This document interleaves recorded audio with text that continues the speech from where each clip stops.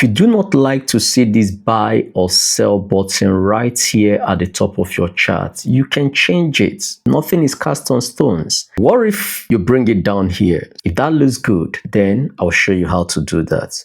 All you need to do is click on your chart, then come to the chart settings, then scroll down towards the bottom of this menu, and there you will find one click panel at the bottom. You select it. That will show one click trading panel at the bottom of the chart. So when we return using this arrow, there you can see your one click trading panel right at the bottom instead of the top.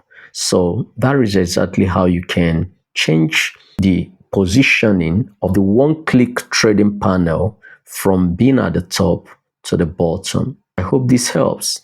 Where do you like it best, at the top or at the bottom?